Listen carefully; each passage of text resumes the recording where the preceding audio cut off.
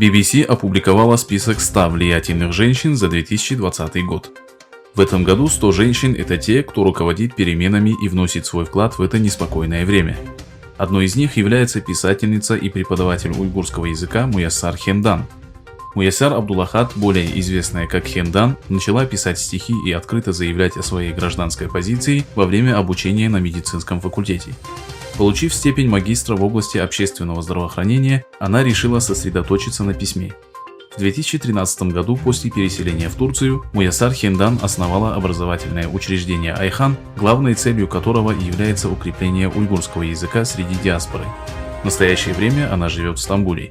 Недавно она издала роман «Прощание с солнцем», который стал ее первой художественной работой, посвященной лагерям для заключенных в уйгурском регионе.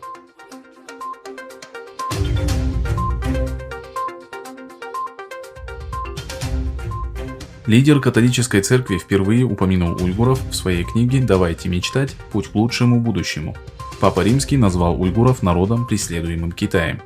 В своем труде, представляющем собой краткую автобиографию, о которой он говорил в ходе беседы с Остином Ивери, понтифик повествует, что часто думает о преследуемых народах, в том числе и уйгурах. Ответ Китая на слова папы, проводящего политику добрых отношений с Китаем вопреки недовольству США, пришел незамедлительно. Китайские власти, которые содержат уйгуров и других мусульман региона в концентрационных лагерях, назвали слова Франциска необоснованными. Несмотря на то, что систематическое давление, ассимиляция, геноцид, ограничение свободы вероисповедания, уничтожение культуры и самобытности уйгуров, а также запрет на политическую деятельность в регионе ежедневно рассматривается мировым сообществом и правозащитными организациями, существенных результатов пока достичь не удалось.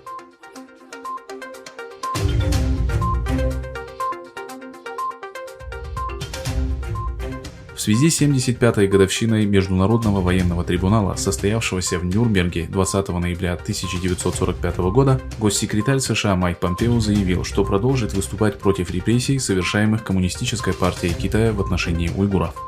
В августе 1945 года Советский Союз, США, Великобритания и Франция приняли соглашение об организации суда над лидерами нацистов, охранниками концентрационных лагерей, сообщниками врачей и бизнесменами, которые поддержали 19 стран.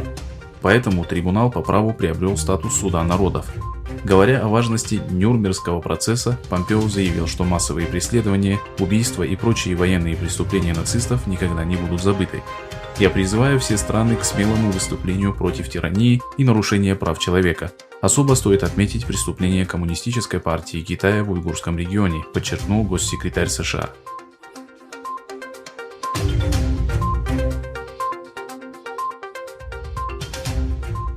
Белый дом уполномочил Управление национальной разведки пересылать избранному президенту Джо Байдену ежедневную сводку об угрозах национальной безопасности, составляемую разведывательным сообществом для президента США. Об этом во вторник сообщил представитель администрации Дональда Трампа. Это решение означает, что Байден будет иметь доступ к последним отчетам разведки об основных угрозах национальной безопасности Соединенных Штатов во всем мире. Американское и мировое сообщество считает, что данное решение означает, что Трамп стал на шаг ближе к признанию результатов выборов.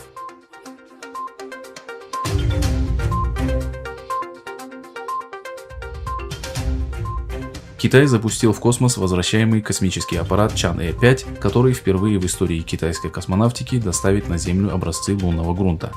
Запуск китайской тяжелой ракеты-носителя Чэньчжэнь-5 с возвращаемым аппаратом Чан-Э-5 прошел с космодрома Вэньчан на острове Хайнань. Аппарат будет на Луне уже через 3 дня. По данным НАСА, основная задача Чан-Э-5 – доставить 2 кг образца с поверхности Луны обратно на Землю. Успешное выполнение поставленной задачи в то же время станет большим достижением в космической программе Китая.